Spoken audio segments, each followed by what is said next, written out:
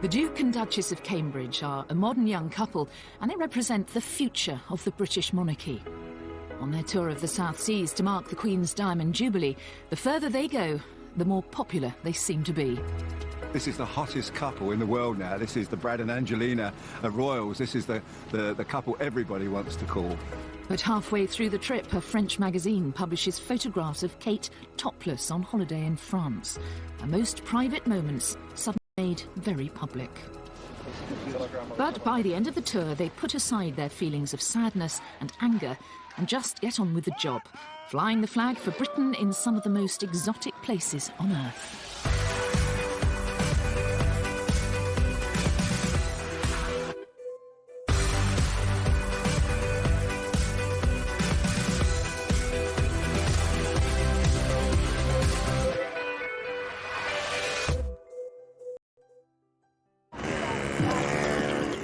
The first stop on William and Kate's South Seas tour will be Singapore.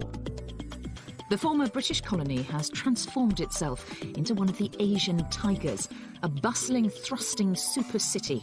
But Singapore is still a member of the Commonwealth, and the many colonial buildings reaffirm its links to the UK.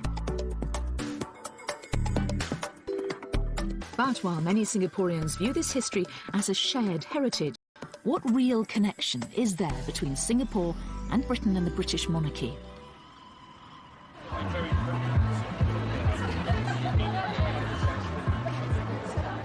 At a private party of both Singaporeans and expats to celebrate William and Kate's visit, there's a keen sense of anticipation. It is good, yes, in a sense, for branding of Singapore. It's like we may be small, but at least we are in a world standing like, okay, the royal family visited us, and that's something that we should be proud of. The wedding was fabulous, and in Singapore, weddings are equal to fertility. Yeah. The bigger your wedding is, the more successful you are. The royal wedding was pretty big. Yeah. So in that sense, you know. I'm really proud. I think. Are you? Yeah, I think Catherine's going to make a wonderful queen. She just comes across as a compassionate, kind person, and I think she's doing the job very well. So she's good for Britain. They are good for Britain. Yeah. Oh, yeah. They're our future.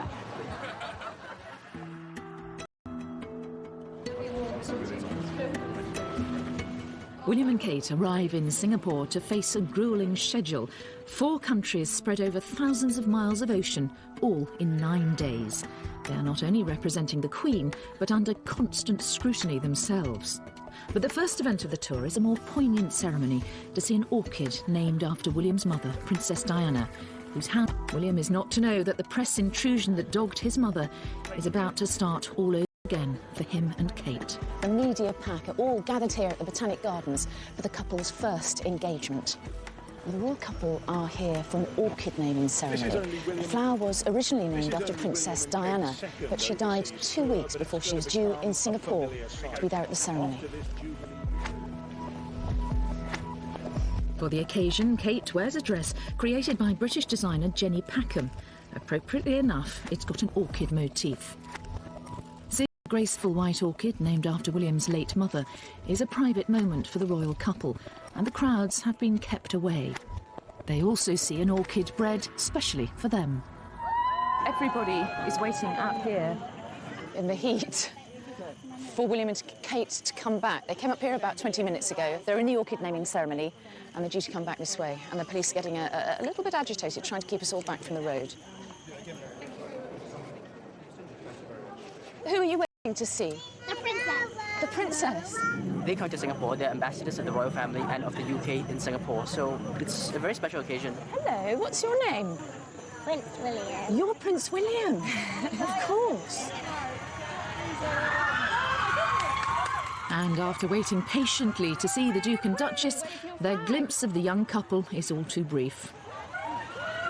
Did you wave your flag? Yeah. She was on the other side. Oh, I'm on the way up. You didn't see her? No, not through the windows. You look rather hot, Prince William. Did you not get to see them? The Queen first came to Singapore in 1972, and although her tours were more formal then, she's always been keen to meet people wherever she goes. Back in 1972, this was a brand new housing development, and the Queen and the Duke of Edinburgh came here to visit some of the residents. Well, now, 40 years later, I'm here to meet one of them. Thomas Pung was chosen to meet the Queen during that 1972 tour.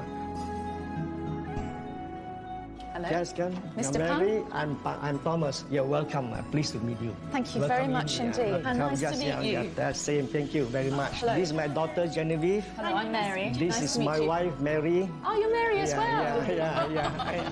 There's Mary. So these are the photos of 1972. Correct. I see. This they were on the balcony waving to the crowd, you see? Is this outside your flat? Correct. That's correct. Yeah. This is you? Yes, this is me. This is me. Mr. Pung, were you nervous before you met the Queen? Yes. You can never get this opportunity. And they said to you, don't offer the Queen anything, is that right? Yes. But you did give her a drink. She asked for it, so that's why we give it to her. That's how Mr. Pung has ended up with his very own royal souvenir. So which one is it? Is this one here? This first one is Her Majesty, you see. 1972, 18th of February. She came back in 2006. She came back to see you again? Correct. That's I correct. think she asked to see you, Mr. Pung. What do you think? I hope so.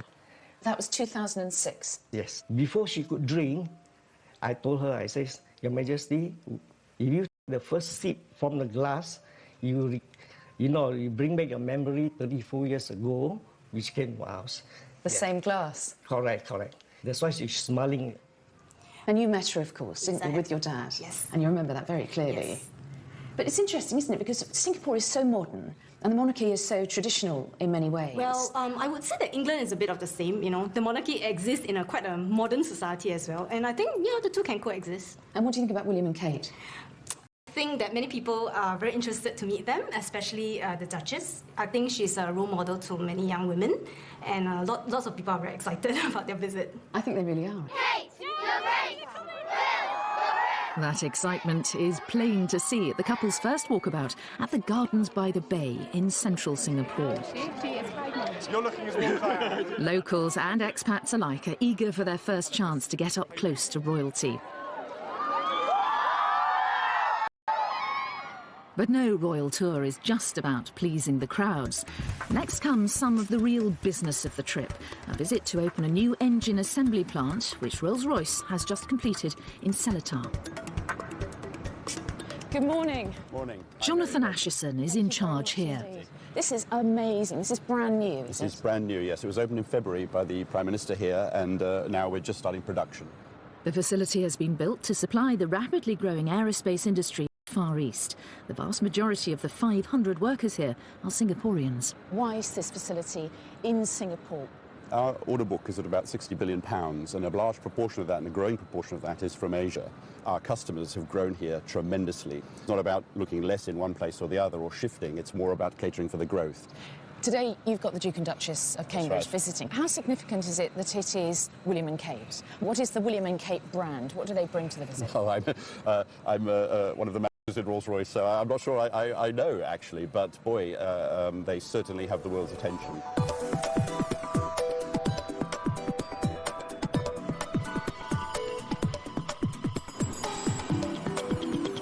So we're here, they're in the building, and they're being briefed. Distinguished guests, important customers and partners, please join me in welcoming their Royal Highnesses to Seletar. There is a tendency amongst some people to think these tours are just froth and bubble. In fact, they're far from that. The popularity of the royal family firstly engenders goodwill, but secondly draws attention yet again to our country and the business and other opportunities that are available there. Here is cutting-edge aerospace technology developed by one of the United Kingdom's great global companies. I know that Rolls-Royce sets as its standard that it should be trusted to deliver excellence. There can be no doubt that Seletar will deliver exactly that. Thank you. 3, 2, 1.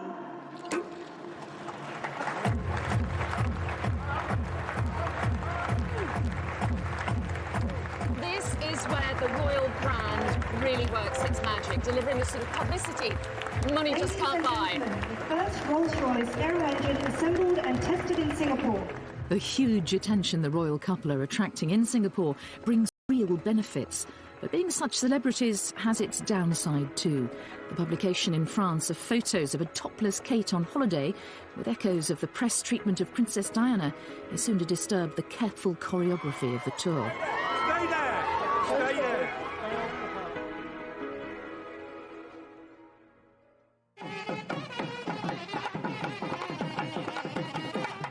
William and Kate's tour of the South Seas is providing them with an opportunity to see some of Singapore's cultural variety. The majority of people here are of Chinese origin, but there are also substantial Malay and Tamil minorities. Right, so next on the royal schedule is a cultural event at a housing development. Now, this place is called Queenstown, and it was named after Queen Elizabeth in 1952. It is pretty much a Singaporean residential area, and I think it's quite a good indication of how interested they are in the royal couple, and the turnout is pretty good.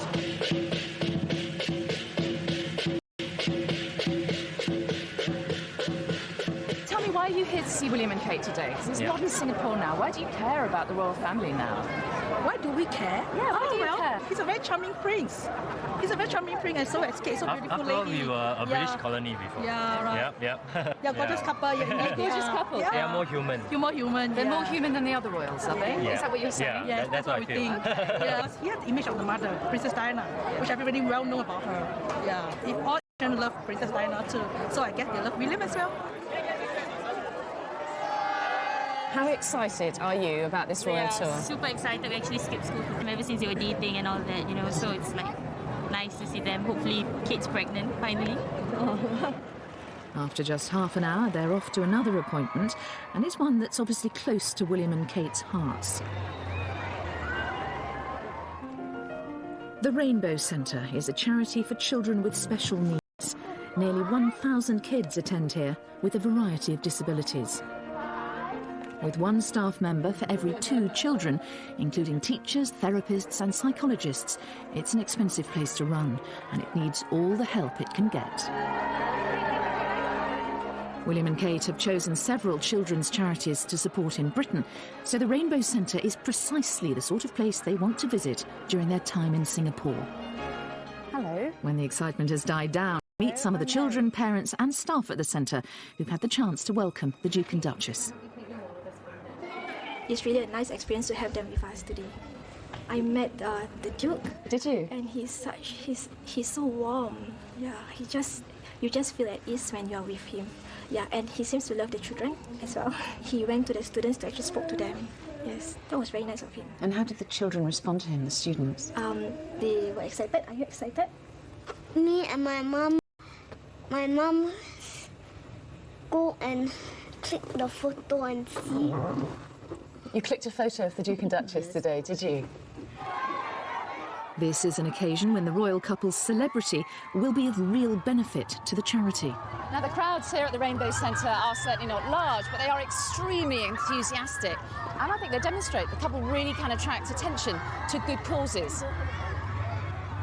I think they are really natural around children. I think they really love children. They like them. They know that children have been dreaming about meeting a real life prince and princess, and they have stars in their eyes when they meet William and Kate, and I think they do everything they can to make those dreams true. To Her Majesty the Queen and the Duke and Duchess of Cambridge. So far, William and Kate certainly seem at ease with their role and each other. The royal couple's time in Singapore is nearly over. But the final stop is to pay their respects to the thousands of Allied soldiers who perished there during the Second World War. Little do William and Kate know, but it will also provide one of the last moments of calm before the storm about to break thousands of miles away in France.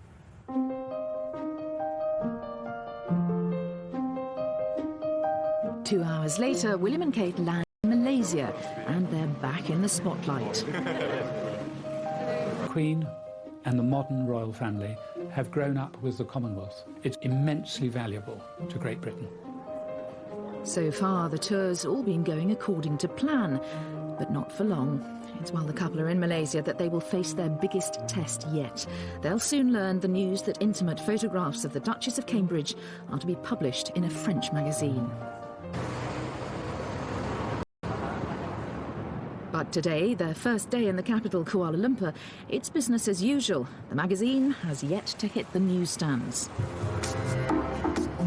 KL, as it's known, is a futuristic city famed for the Petronas Twin Towers, one of the world's tallest buildings.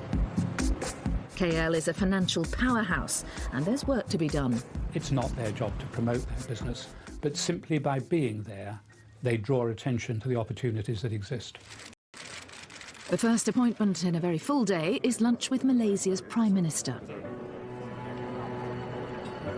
Next, a more informal visit, and one very dear to the couple, a hospice. So far, they're half an hour behind schedule. We're OK this side because we've got a big fan, but look, over there, they are boiling.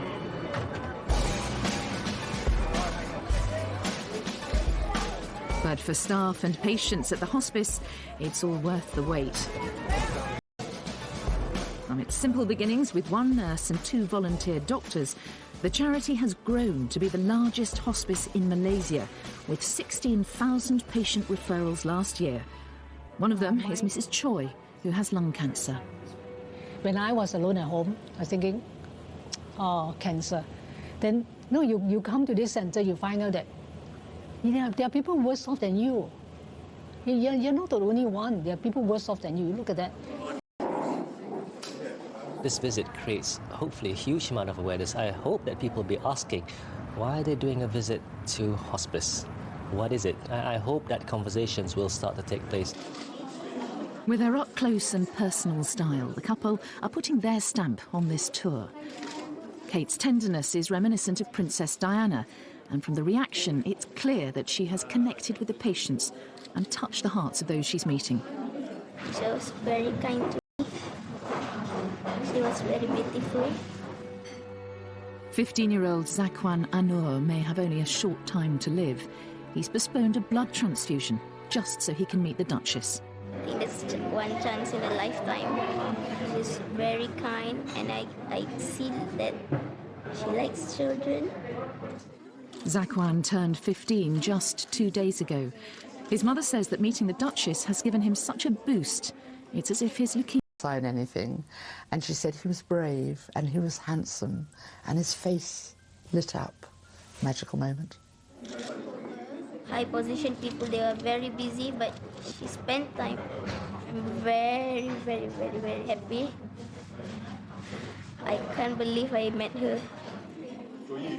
Kate chooses which charities to support with great care. And back in the UK, one of those is a children's hospice. She specifically asked to visit Hospice Malaysia while she's in Kuala Lumpur.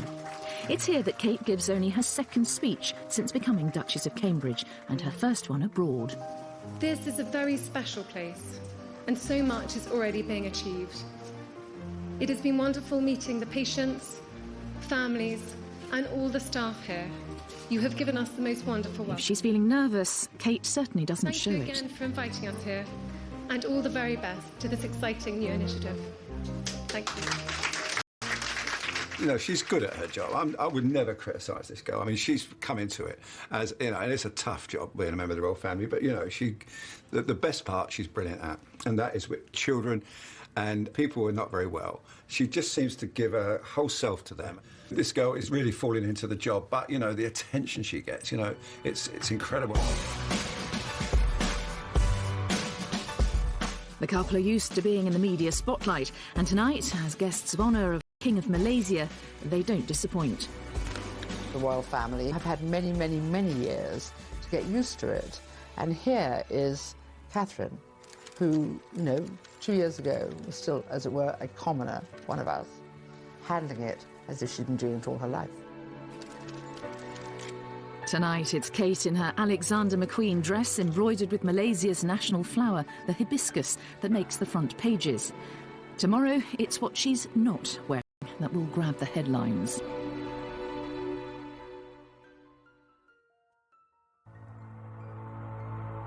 It's a big day in Kuala Lumpur, and it begins with a visit to a mosque.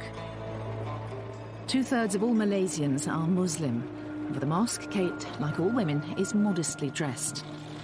But she and William have recently learned something that could derail the whole tour.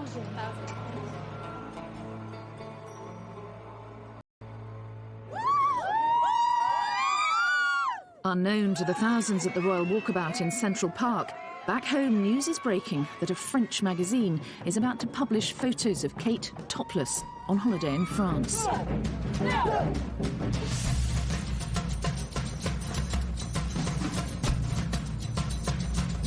Stay here. To see her. For these crowds, being this close to the Duchess is something they'll remember all their lives. This is Kate's job now. She took your flower! You look like you're going to cry! I called out her and she turned around!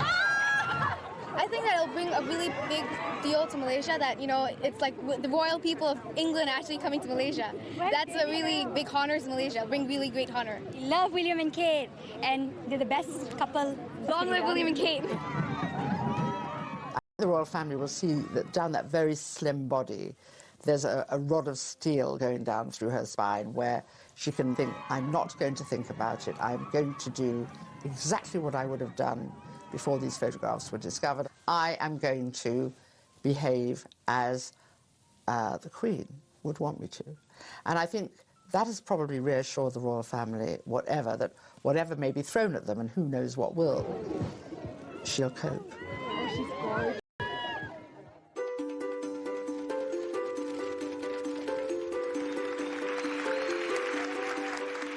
For William, selling Britain abroad is what he is here to do. Malaysia is an important emerging global market. My grandmother told me that Malaysia would provide us with some wonderful experiences and unforgettable memories. And so indeed it has proved. The Star is Malaysia's largest circulation tabloid. At today's editorial meeting, there's plenty to discuss. Look at the expression, the face. But here, it's the tour itself that makes the front page. There is a lot of interest in the royal, especially the British royal family in this country. Some aspects, yes, but because it's such an important visit by such popular royals, that's why we put it on the front page. Today we've got emerging the story about the topless photos. Mm-hmm. What would be your attitude as a media outlet to those, do you think? We will run the topless stories because it is news, but we'll focus on what they've done here. We are very protective of our own royalty here, and there's some cultural, even religious sensitivity. In newsrooms back in London, things couldn't be more different. And for the royal family, the parallels with what happened to Diana are all too clear. There is fury at the palace, statements saying they are genuinely angry at the invasion of privacy, but throughout it all, the Duchess has to remain at all times composed. A Jubilee tea party for local celebrities is a welcome distraction, and the only photographers here are here by invitation. She was telling me that this is her first trip so far in the East. I think she hasn't been in this part of the world before. They are such a lovely couple. You set a great example. You know, I'm always against anyone that invades privacy. And why do you want to embarrass it? Of the photographs, the Duke and Duchess have been spared the excesses of the paparazzi. The fear is that this will encourage more invasions of their privacy. William and Kate can only hope that they can put the incident behind them. They're heading for Sabah in Malaysian Borneo. After the hustle and bustle of two modern cities, and above all the storm over the photographs, the peace and tranquility of the Borneo rainforest must come as a welcome relief. Economies may be thriving in the Far East, but at a cost. Rainforests in Malaysia's Sabah district are being cut down, threatening an entire ecosystem. Looking much more relaxed and cheerful than the previous day, William and Kate arrive at Danam Valley, a conservation area covering nearly 200 square miles. The couple both have a long-standing interest in this kind of project, and research here into the impact of deforestation is funded by the Royal Society, of which the Duke is a fellow.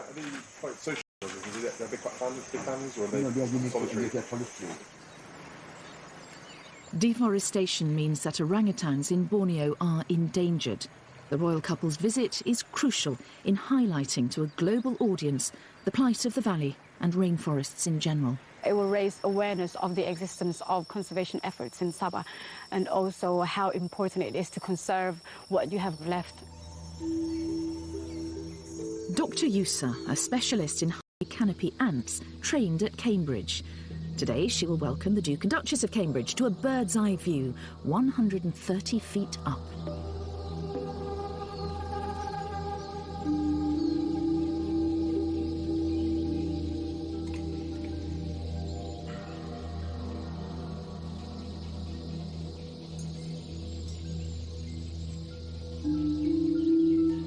Both William's father and grandfather are vocal advocates of conservation. William and Kate are keen to carry on this very royal tradition. They savour their time here because soon this period of quiet contemplation will be over.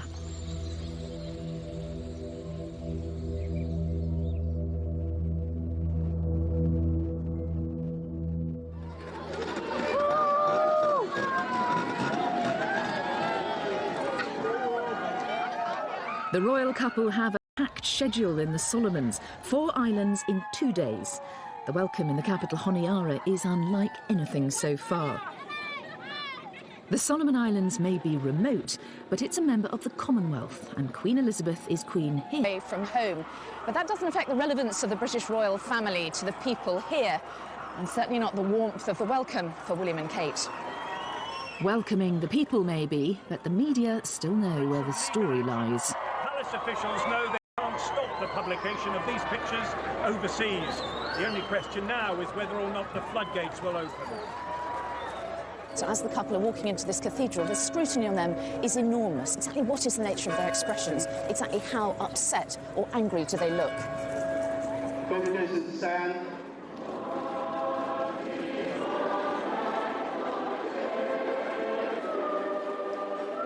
I think what is really, really sad about this is the timing of, in a really great Jubilee year, the Queen was so pleased with the younger generation of royals, so happy that they were picking up the mantle. You know, William and Kate are the future, and this has really, really soured that, I think. And whatever the rights and wrongs of it, anything that dents the dignity of the royal family in the end is bad for it as an institution. Yet none of this seems to matter to the thousands spilling out of St Barnabas Cathedral.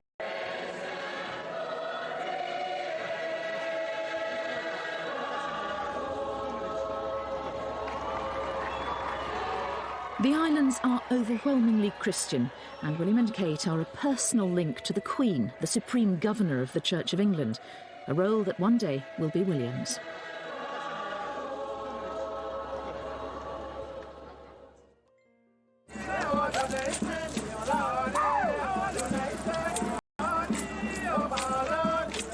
On day 2 of the Solomon Islands visit, the couple are due to experience some island culture.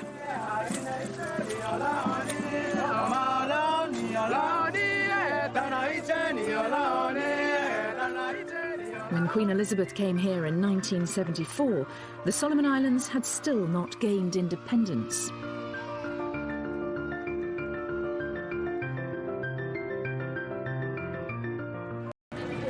Do you remember when the Queen Elizabeth came here? Yeah, I was a student, and I actually shook her hand.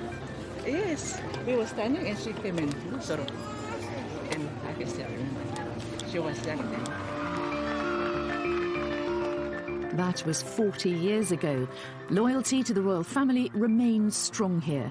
The media frenzy in Europe seems a long way away. What do you think? I think it's unfair. They should just leave them alone and, you know, let them do what they want to do. It's not nice at all. They're also ordinary people. They have to have privacy, and it's a shame that, you know, those magazines were, you know, showing those photos. That's just a moment.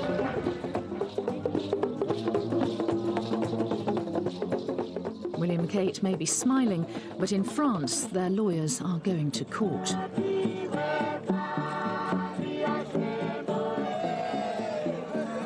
One enduring link between the islands and the UK was forged by William's grandfather. 200 young people here are involved in the Duke of Edinburgh's International Awards scheme, and Prince William gives out gold awards to participants in person. The visit of not only a prince, but the president of the Football Association is roundly applauded. Okay, squeeze round, face that way. Oh, no, this way. And here's one photograph. he doesn't mind being taken. The Duchess has been meeting a group of Solomon Island women. They present her with an exact replica of the cake given to the Queen in 1974.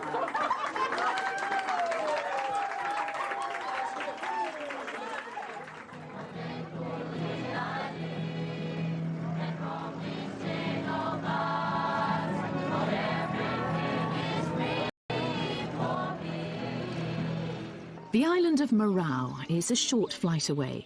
The press photographers are there ahead of the royal couple and have already made the connection with the story of the week.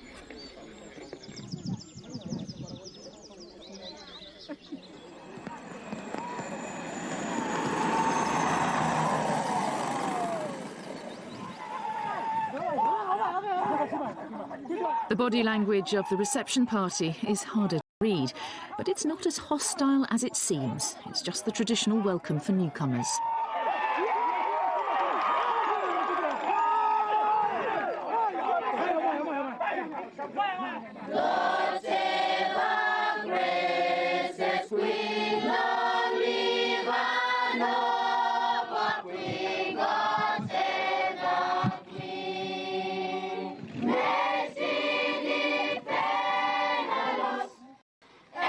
And it's easy to get caught out by the local version of the national anthem.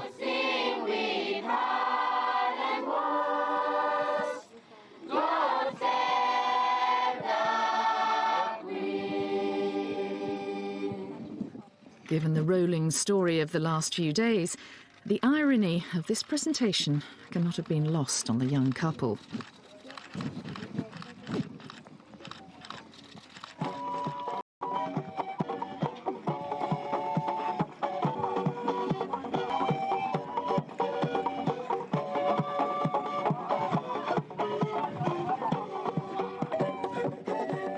The 1,000 Solomon Islands are scattered over a huge area of ocean.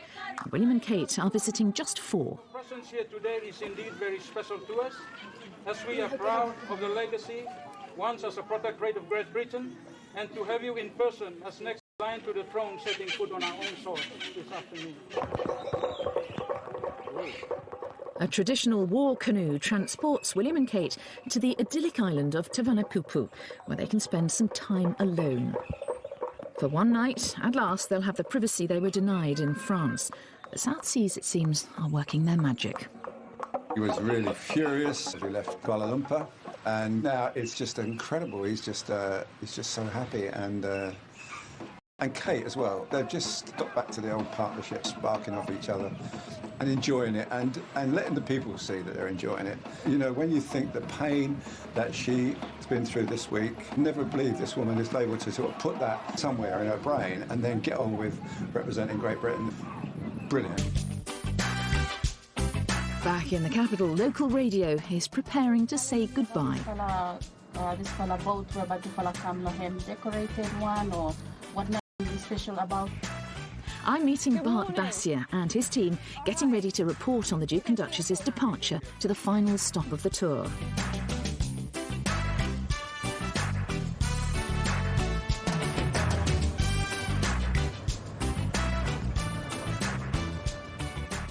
think we're up against it time-wise.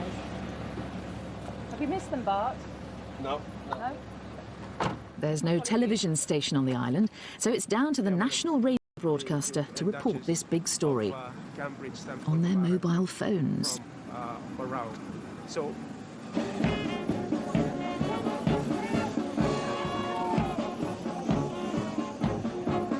where the Royal Solomon Islands Police Force, so they are all here very smart indeed in their beautiful uniform. Here comes the Duchess of Cambridge and the Prince William, and they come out behind them. Ready for me to walk with the big people along Yume. So Bart and his colleague Noddy are now broadcasting live to the Solomon Islands. Just pause for the national anthem.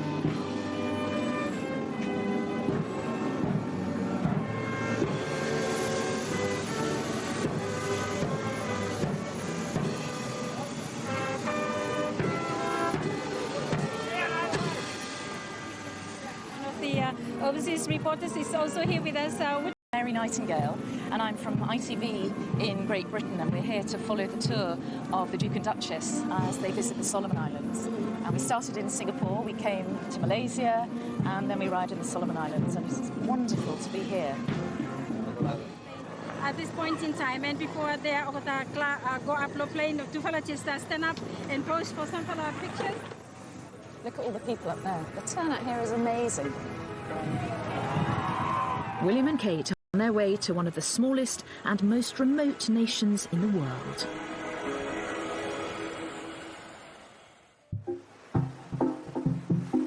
"15,000 miles from the UK, Tuvalu is the most distant of the Queen's realms. Even a sudden tropical downpour can't delay the enthusiastic preparations for the most important visit of the century. Today is the day the people of this tiny Pacific island have been looking forward to for months.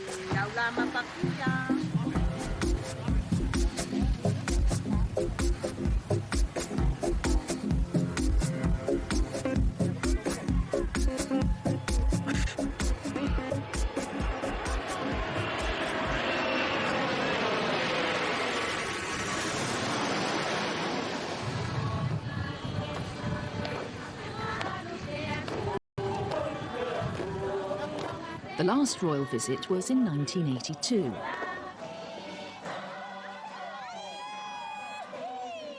We were like young girls when she came in 82.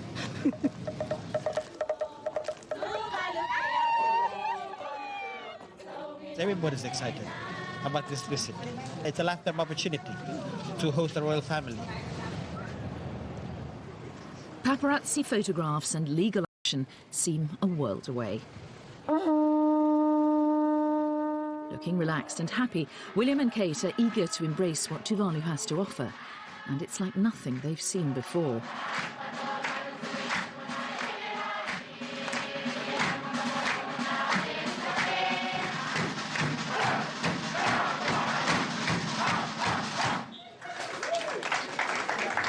We show a sign of respect to the royal family. They only have a short time on this tiny island, and there's a lot to cram in to give them a taste of local life. You're not finished yet. Be careful of that. It's good to eat, is it? Yes. A royal visit is a massive boost for a country like Tuvalu, helping to raise its profile across the world. The importance of the visits is strengthening our ties, historical ties that we already enjoyed over the past years. It brings our people together. However remote these islands are, they're not immune from global environmental threats. Rising sea levels pose a real danger to their survival. Experts warn they could simply disappear beneath the waves. A lot of Tuvaluans are scared, and some of them have moved on, and knowing that there is no future for their children or their grandchildren here. Iafata Pianiu is a captain in the Tuvalu Navy. He's known the sea all his life. We can see a lot of changes in the weather. Normally we don't have strong wind. We are experiencing that now. Preserving the islands for the next generation is a priority. But today, all that next generation wants is to meet a real-life prince and princess.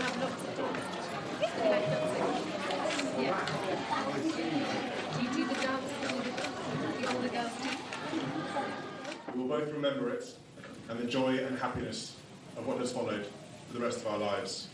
It remains for me... It's the final speech of this long tour, and William chooses to speak a few words of the local language. Fakafeti Lasi. Thank you.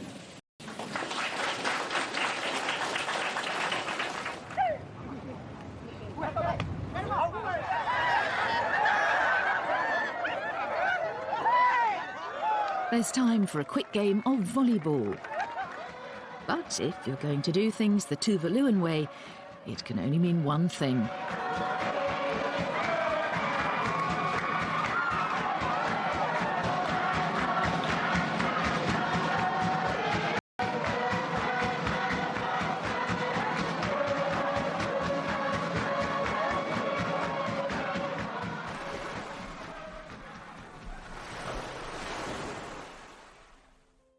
The couple learn their lawyers have been successful in preventing further publication of the photographs in France. A small victory, but it may not be enough to prevent the ongoing erosion of their privacy. This has undoubtedly been a challenging tour for the Duke and Duchess of Cambridge. 25,000 miles in 9 days to the furthest reaches of the Commonwealth. And yet, even in this paradise, half a world away from home, it's been impossible for them to forget the sometimes ugly realities of modern media. But despite what the palace describe as their fury and sadness at the invasion of their privacy, they fulfilled everything that people dreamed about when they went there. They joined in, they smiled a lot, they laughed a lot, and they handled themselves with true composure. The Duchess of Cambridge's role is growing within the tours, and I think we will see it grow continually in the future. If the purpose of this tour was to introduce the next generation of the royal family to more parts of the Queen's Commonwealth, it has also served to remind the young couple that their celebrity is not without its pitfalls.